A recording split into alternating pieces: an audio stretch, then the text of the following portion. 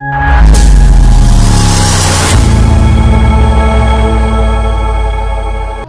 साथीहरु, यहाँहरु सबैलाई सम्पूर्णलाई नमस्कार छ मेरो। आजको भिडियो चाहिँ साथीहरु एकदमै मोस्ट इम्पोर्टेन्ट कुरा म भन्न गइरहेको छु।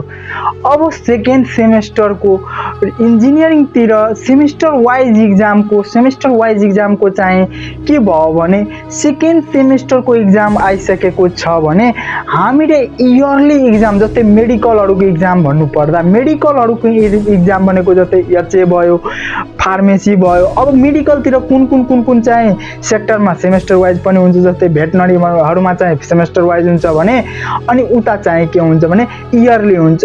साथीहरुले सबैलाई चाहिँ म यो भन्न चाहन्छु कि सिटिभिटी एक्जाम कसरी पास गर्ने त अब धेरै दिन बाँकी छैन साथीहरु। लगभग अब चाहिँ तपाईहरुसँग 15 दिन भनेको के हो, 14-15 दिन भनेको 2 हप्ता जति, ओन्ली 2 वीक्स छ साथीहरु। एकदमै यो कुरालाई चाहिँ ख्याल गर्नु होला, ओन्ली 2 वीक्स छ तपाईहरुसँग हो।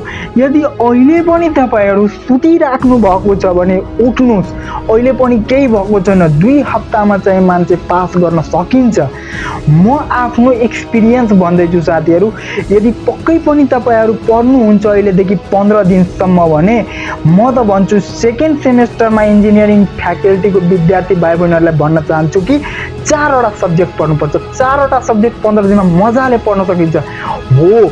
यो भन्न चाहन्छु धेरै मार्क्स नआउला, धेरै मार्क्स एटेम्प नगरौला, तर पास त कम्तीमा गर्न सकिन्छ नि। कम्तीमा हामीलाई के गर्नु छ भने पास गर्नु छ साथीहरु, एकदमै इम्पोर्टेन्ट हो। यो सिटिभिटी को एक्जाम कस्तो हुन्छ भने यहाँ चाहिँ हामी 10 क्लास 11 क्लास 12 क्लास भनौं न, अब 7-8 मा हुन्थ्यो थोरै चिट गर्दा, चिटको भरोसामा, या त स्कुलकै सर म्यामहरु हुनुहुन्थ्यो, स्कुलकै सर म्यामहरु अलि थोरै हेल्प गरिदिनुहुन्थ्यो। जस्तै म्याथमा भन्नु पर्दा फर्मुलाहरु हुन्छ, म्याथमा के हुन्छ फर्मुलाहरु हुन्छ, अनि यो फर्मुलाहरु बेसिक फर्मुलाहरु कुनै सरहरु पनि आएर बताइदिनु हुन्थ्यो हो कि हैन। तर एउटा कुरा ध्यानमा राख्नु साथीहरु, यो सिटिभिटी को एक्जाम हो, एकदमै टाइट एक्जाम हुन्छ यसको। र यो चिटको भरोसामा जुन विद्यार्थी भाइ बहिनीहरु जानुहुन्छ नि, त्यो पक्कै पनि त्यो फेल, म त भन्छु फेल हुन्छ। त्यो विद्यार्थी पक्कै पनि फेल हुन्छ। जो पास गर्न सकिन्छ, जो विद्यार्थी भाइ बहिनीहरुले पढेको छ त्यसले नै चिट पनि गर्न सकिन्छ। यदि चिटको भरोसामा हुनुहुन्छ भने केही हुनेवाला छैन सिटिभिटी एक्जाममा।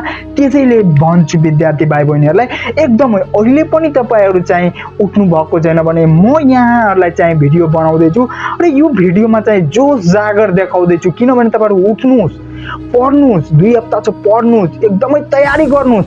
यो सिटिभिटी को एक्जाममा नि क्र्याक गर्नु छ भने सोच राख्नुहुन्छ त्यसरी भने पक्कै पनि तपाईहरु चाहिँ पास हुनुहुन्छ होला। र म भन्छु अहिलेदेखि नै प्र्याक्टिस गर्न थाल्नु हो। धेरै पढ्नु छैन, सिलेबसै हामीलाई खतम गर्नु छैन, सिलेबसै सकाउनु छैन क्या।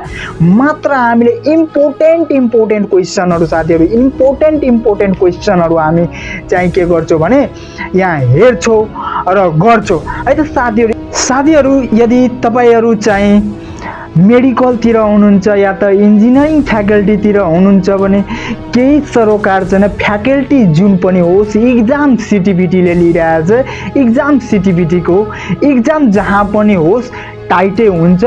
र जसले चाहिँ सोच्नु भएको छ एकदमै चाहिँ लुज हुन्छ, यसो हुन्छ त्यसो हुन्छ भने त्यो एकदमै पटक्कै सरासर गल्ती गरिराख्नु भएको छ। यदि तपाईहरु फर्स्ट इयरको एक्जाम, फर्स्ट सेमेस्टरको एक्जाम दिइसक्नु भएको छ भने तपाईहरुलाई पक्कै पनि थाहा होला कि सिटिभिटी को एक्जाम कस्तो हुन्छ भनेर। र हामीले कतिखेर दुःख लाग्छ भने साथीहरु, जब चाहिँ हाम्रो ब्याक लाग्छ, जब हाम्रो एउटा सब्जेक्टमा ब्याक लाग्छ, 2टामा ब्याक लाग्छ, 3 वटामा, म त यहाँसम्म देखेको छु 9 वटा सब्जेक्ट छ, 9 वटाको 9 वटैमा ब्याक लाग्छ। हामीलाई अहिले पढ्नको लागि गाह्रो हुँदैछ, हामी अहिले चाहिँ पढ्नको लागि एकदमै टेन्सनमा हुन्छौं। तर एउटा कुरा याद राख्नु, जब हाम्रो सब्जेक्ट लाग्छ नि तब एकदमै टेन्सन हुन्छ, त्यो भन्दा पनि तनाव बढी हुन्छ साथीहरु। त्यसैले म भन्छु अब तपाईहरु जस्तै बाहिर पढ्न जानु भएको होला भने त्यो विद्यार्थीको लागि झन् एकदमै इम्पोर्टेन्ट छ किनभने आमा बुवाले यति दुःख गरेर बाहिर पठाउनु भएको छ तपाईँहरूलाई कि ताकि मेरो छोराछोरी पढोस्, मेरो छोराछोरी अगाडि बढोस् भनेर, इन्जिनियर ओभरसियर बनेर निस्कियोस् भनेर। अनि मेडिकलतिरको विद्यार्थी भाइ बहिनीहरूलाई सोचेको होला कि मेरो छोराछोरी डक्टर बनोस्, एचए पढोस्, फार्मेसी पढोस् र फार्मेसीको लाइसेन्स लिएर काहीँ फार्मेसी खोल्छ। कुनै कुनै विद्यार्थी भाइ बहिनीहरूले चाहिँ फार्मेसीमा कामै गर्छ, एक्सपिरियन्स भनेको यो सर्टिफिकेट लिस्टहरू धेरै कुराको नोटहरू पनि हालेको छ। र भिडियोलाई सक्दो म भन्छु साथीहरूलाई सेयर गरिदिनु होला, साथीहरू भाइ बहिनीहरूलाई एकदमै म भन्दैछु। र ब्याग पनि लागेको छ भने साथीहरू, त्यो साथीहरूले एकदमै चिन्ता नलिनु होला। अहिलेदेखि नै पढ्दै राख्नुहुन्छ भने, ब्याग लागेको होला भने मलाई आशा छ कि तपाईँहरू पहिलादेखि पनि पढ्दै राख्नुहुन्छ होला भनेर। अनि ब्याग पनि लाग्छ भने टेन्सन हुँदैन, टेन्सन नगर्नु। टेन्सन गर्नुहुन्छ भने झन् फेल हुन्छ, झन् पास गर्न सकिँदैन। र म यो भन्न चाहन्छु कि तनाव नलिइकन पढ्नुपर्छ है त, जहिले पनि तनाव नलिइकन पढ्नुहोस्।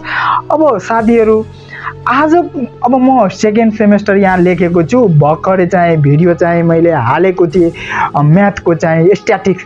त्यो चाहिँ मेडिकल विद्यार्थीको लागि पनि एकदमै इम्पोर्टेन्ट हुनेछ साथीहरू। क्वार्टाइल डेभिएसन निकालेको छु र अरू पनि प्रब्लमहरू हामी फेस गर्नेछौँ, अरू प्रब्लम पनि। अब त्यसको लागि चाहिँ तपाईँहरूको साथ सपोर्ट चाहियो मलाई एकदमै। तपाईँहरू स्टुडेन्टहरू यदि मलाई हेल्प गर्नुहुन्छ, अब च्यानलमा जोडिरहनुहुन्छ त म लाइभ क्लास पनि यहाँहरूलाई फ्रीमा दिनेछु युट्युबमा। एकदमै अरूभन्दा फरक ढङ्गले, फरक किसिमले मैले चाहिँ यो च्यानल खोलेको छु। सिटिभिटीकै लागि मेनली यो च्यानल हो र सिटिभिटीकै सबै प्रब्लमहरू, सबै नोटहरू सिटिभिटीकै छ। र आजको भिडियो चाहिँ यही मोटिभेसनल भिडियो जस्तै सम्झिनु होला। र म तपाईँहरूको लागि जस्ट सुत्नु भएको छ भने उठाएको छु। र यो भिडियोलाई हेरेर तपाईँहरू पक्कै पनि पढ्नुहुन्छ भने मलाई विश्वास छ सबैजना विद्यार्थी भाइ बहिनीहरूलाई या त साथीहरूलाई चाहिँ बेस्ट अफ लक छ मेरो तर्फबाट। र एकदमै म यतिकै भन्दै बिदा चाहन्छु। अब चाहिँ हामी भेट्नेछौँ नेक्स्ट भिडियोमा।